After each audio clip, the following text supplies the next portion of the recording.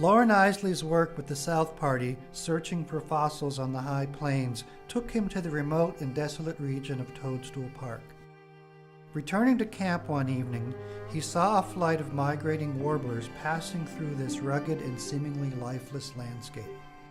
In this memorable passage from the Judgement of the Birds, he recalls how this flight of warblers caused him to reflect upon the nature of life and the mystery of its emergence from and return to the chemical constituents of the rocky and dusty terrain that surrounded him.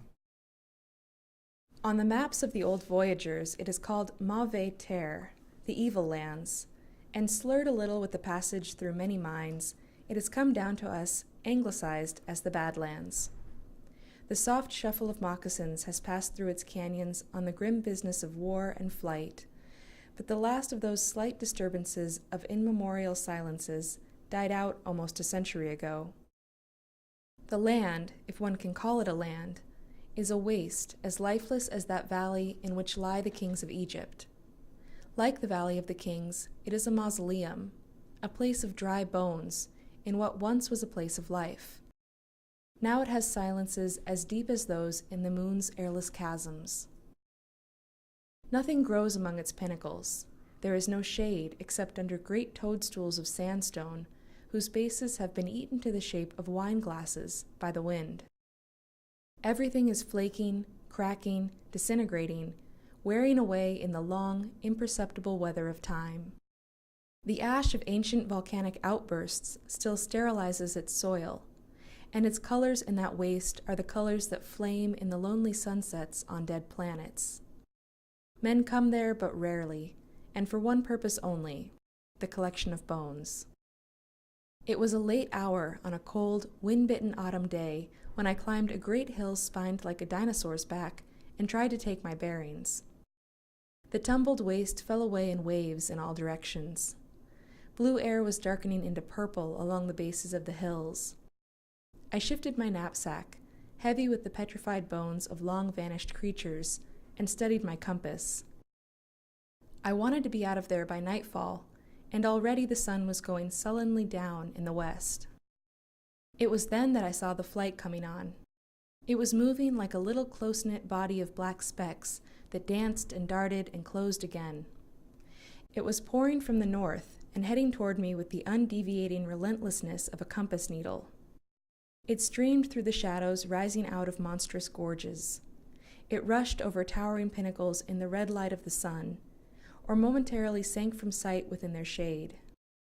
Across that desert of eroding clay and wind-worn stone, they came with a faint wild twittering that filled all the air about me as those tiny living bullets hurtled past into the night. It may not strike you as a marvel. It would not, perhaps, unless you stood in the middle of a dead world at sunset, but that was where I stood. 50 million years lay under my feet. 50 million years of bellowing monsters moving in a green world now gone so utterly that its very light was traveling on the farther edge of space. The chemicals of all that vanished age lay about me in the ground. Around me still lay the shearing molars of dead titanotheres, the delicate sabers of soft-stepping cats, the hollow sockets that had held the eyes of many a strange, outmoded beast. Those eyes had looked out upon a world as real as ours. Dark, savage brains had roamed and roared their challenges into the steaming night. Now they were still here, or, put it as you will, the chemicals that made them were here about me in the ground. The carbon that had driven them ran blackly in the eroding stone. The stain of iron was in the clays. The iron did not remember the blood it had once moved within. The phosphorus had forgot the savage brain. The little individual moment had ebbed from all those strange combinations of chemicals, as it would ebb from our living bodies into the sinks and runnels of oncoming time. I had lifted up a fistful of that ground. I held it while that wild flight of southbound warblers hurtled over me into the oncoming dark. There went phosphorus, there went iron, there went carbon. There beat the calcium in those hurrying wings. Alone on a dead planet, I watched that incredible miracle speeding past. It ran by some true compass over field and wasteland. It cried its individual ecstasies into the air until the gullies rang. It swerved like a single body. It knew itself, and lonely, it bunched close in the racing darkness, its individual entities feeling about them the rising night.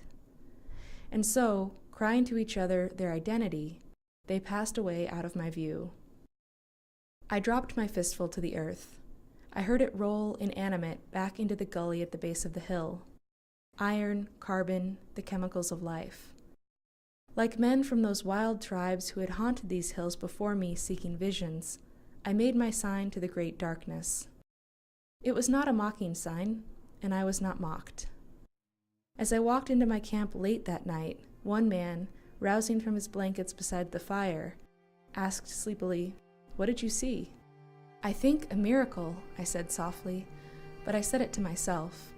Behind me, that vast waste began to glow under the rising moon.